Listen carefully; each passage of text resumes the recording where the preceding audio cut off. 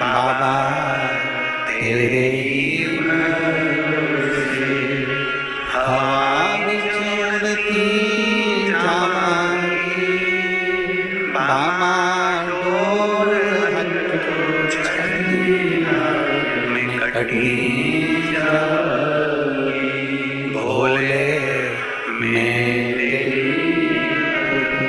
शंभू मेरे हवा बिच उड़ती जाऊंगी, बाबा डोर छड़िया में कटी जाऊंगी, भोले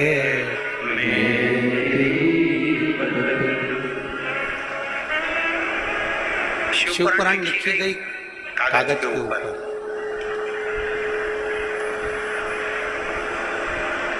गीता लिखी गई कागज के ऊपर,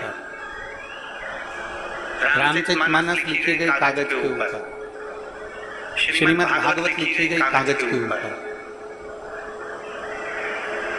क्यों लिखी गई?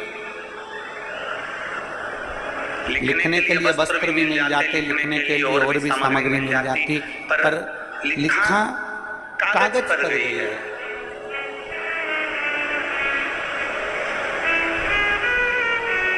क्यों लिखी गई?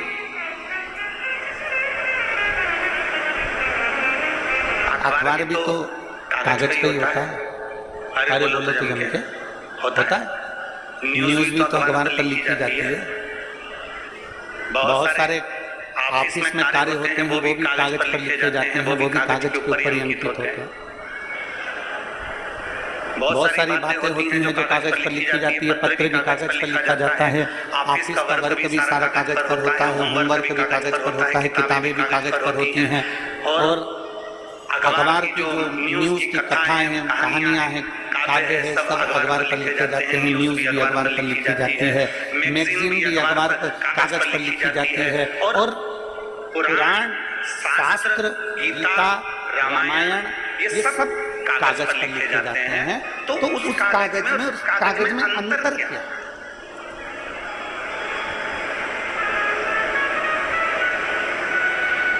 उस कागज में और इस कागज में अंतर क्या? सबसे बड़ा अंतर है कागज का, कागज एक ही है। अखबार छपने वाला कागज भी एक है, मैगजीन लिखने वाला कागज भी एक है, और किताबें बनने वाला कागज भी एक है, ऑफिस में काम होने वाला कागज भी एक है, और पत्र लिखने वाला कागज भी एक है, और पुराण लिखने वाला कागज भी एक है। केवल अंतर इतना है कि बाकी के जिन चीजों पर लिखा गया वो संसार की चीजें लिखी गई, और पुराण में जो लिखा गया वो परमात्मा की चीजें लिखी गई, और जो परमात्मा की एक बार बात लिखा जाती है वो फिर कहीं फेंकी नहीं जाती, उसको संजोकर पूजन के लिए, आराधना के लिए, साधना के लिए रखा जाता है। शिव महापुराण की कथा कहती है जैसे कागज एक है, बस अंकित क्या हो रहा है वो देखा जाता है, उसी तरह संसार में सब एक जैसे पैदा हुए हो।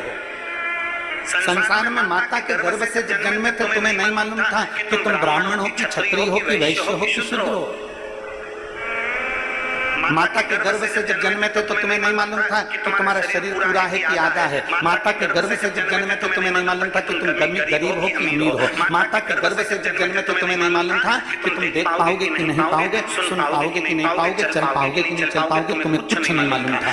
भगवान जब जन्म देता है एक जैसा देता है, कागज एक जैसा देता है, बस हमें ये अपने ऊपर निर्भर करना पड़ता है कि हमें बड़े होते होते हमें अपने दिल पर क्या अंकित करना है। हमें संसार की वस्तुओं को अंकित करना है कि परमात्मा की वस्तु को अंकित करना है। हमें किस मंजिल की ओर जाना है, हमें नीचे की ओर जाना है कि आगे की ओर जाना है, हमें किस दुकान पर जाकर बैठना है, हमें किस गुमठी पर जाकर बैठना है, हमें किसकी संगत में बैठना है। हम कहीं खाने पीने वालों की संगत में तो नहीं बैठ गए, हम कहीं मदरा पीने वालों की संगत में तो नहीं बैठ गए, हम कहीं किसी जुआरी की संगत में तो नहीं बैठ गए। ये हमारे ऊपर निर्भर करता है कि हमारी संगत कैसी है। अंकित हमें करना है।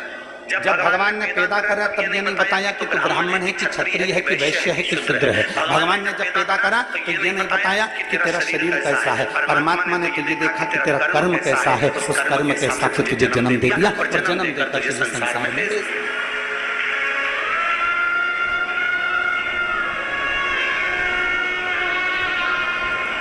अब हमारे ऊपर निर्भर करता है कि हमें कैसे बनना।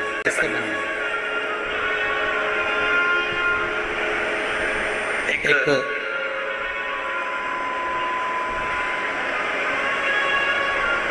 पृथ्वी के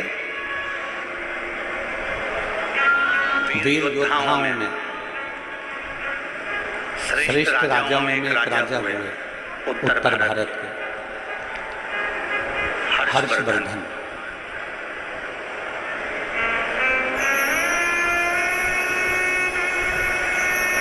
उत्तर भारत के जिन्होंने कन्नौज को अपना राज्य बनाया और उत्तर भारत और पूरे भारत में उनका साम्राज्य रहा हर्षवर्धन। बड़े वीर राजा, बड़े श्रेष्ठ।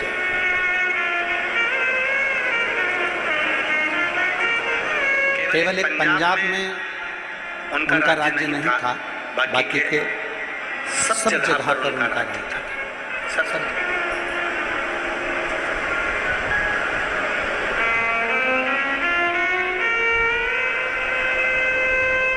एक बार हर्षवर्धन राजा जी से पूछा गया कि आपने प्रत्येक भारत के एक एक राज्य को अपना बना लिया, पंजाब को आपने अपना नहीं बनाया, उसका कारण क्या? हर्षवर्धन राजा ने जो कहा वो बड़ा श्रेष्ठ करता। हर्षवर्धन राजा ने कहा कि पंजाब की धरा पर गुरु नानक देव जी प्रगटे और गुरु नानक देव जी ने अपनी वाणी में, अपने लेख में, अपनी गुरुवाणी में एक एक बंदे को, बंदा मतलब एक एक व्यक्ति, ईश्वर से जोड़ने का प्रयास करें। और जब वो ईश्वर से जुड़ चुके हैं तो फिर मुझे अपने राज्य का फैलाना करने की जरूरत नहीं।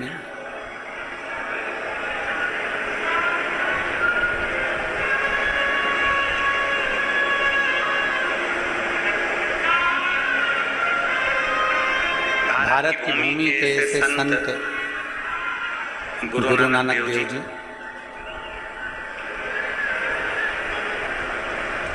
जो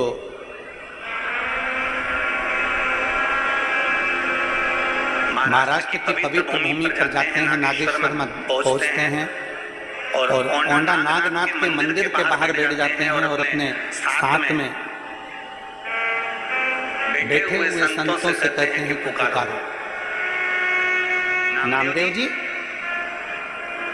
अगर तुम्हें मंदिर के लोगों ने पीछे पटक दिया है तो भगवान शंकर को पुकारो। भगवान शिव के प्रति अगर आपकी भक्ति जड़ी होगी तो ये मंदिर का दरवाजा भी खुल जाएगा।